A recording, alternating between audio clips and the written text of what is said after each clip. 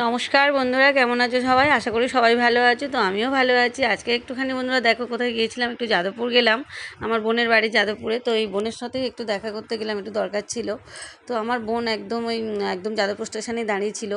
তো আমি নেমেছি, দেখো নেমেই মাত্র বোনকে দেখতে পেলাম। তো দুজনে একটু ঘুরবো বলে প্ল্যান হয়েছিল যে একটু কোথাও একটু ঘুরতে যাব, কিন্তু আকাশের অবস্থা কিন্তু ভালো ছিল না। আকাশ এত জোরে জোরে ডাকছিল, তো আমাদের আর ঘোরা তো হলো না। তা বোন বললো চল কোথাও একটু বসে চা খাওয়া হোক। তো একটু দুই বোন একটুখানি প্ল্যান করতে করতে আসছি যে কোথায় বসবো স্টেশনেই প্ল্যান করতে করতে আসছি। তো ও আমাকে বলল, দিদি চল একটুখানি অ্যাক্রোপলিস মলে যাবি? তো আমি বললাম যে এখন অ্যাক্রোপলিস মলে থাক, এখন অ্যাক্রোপলিস মলে যেতে হবে না, অন্য সময় যাব। সাউথ সিটি মলটা তো অনেকবার ঘুরেছি, তোমরা তো জানো বন্ধুরা, যারা যারা আমার ভিডিও দেখো। সাউথ সিটি মলে আমি অনেকবার গিয়েছি, আমার আর ওই জন্য ভালো লাগছে না। তো ভাবলাম ঠিক আছে অ্যাক্রোপলিস মলটা যাবো। তো আমার বোন বললো ঠিক আছে আজকে আর যেতে হবে না, একটু সন্ধে মতো হয়ে গিয়েছে, থাক চল আমরা একটু চাটা খেয়ে একটু ঘুরে টুরে তারপরে আমরা আবার ফিরবো। তো ও আর আমি একটু দুজনে মিলে এই যে যাদবপুরের একটু সামনেটাই আর কি একটু ঘুরলাম। বেশি কিছু বেশি দূর যেতে পারিনি।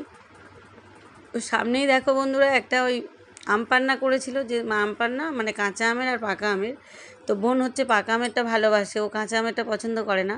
তো ও পাকা আমেরটা খেলো, আমি কাঁচা আমেরটা খেলাম। আমি আবার কাঁচা আমেরটা ভালোবাসি। তো এই যে দেখো বন্ধুরা কি সুন্দর করে কিন্তু করেছিল, বেশ ভালো লেগেছিলো।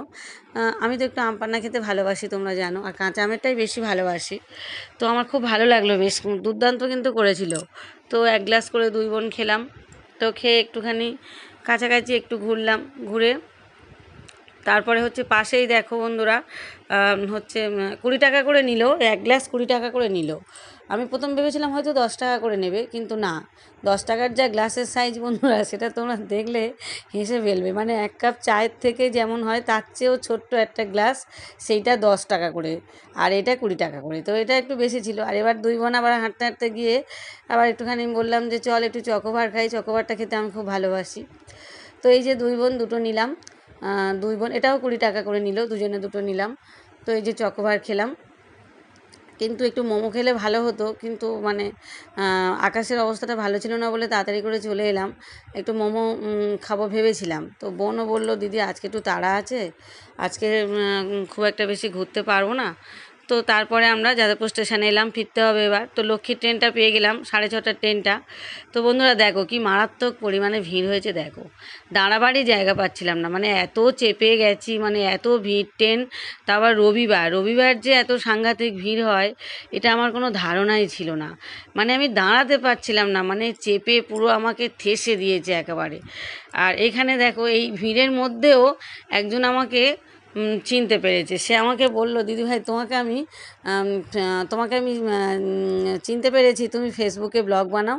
তো সে আমার এই যে দেখো এই মহিলা, এর হচ্ছে চরণে বাড়ি। এ আমাকে বলছে, দিদিভাই আমি কিন্তু তোমাকে চিনতে পেরেছি।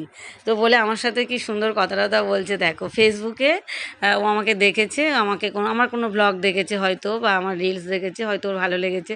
তো ও কিন্তু আমার খুব বড় একটা খুব বড় ভক্ত দেখলাম, খুব ভালোবাসে। তো এই যে শাসনে নেমে এলাম বন্ধুরা, দেখো প্রচুর ভিড় ট্রেন ছিল, তো নেমে এলাম বন্ধুরা, সবাই ভালো থেকো।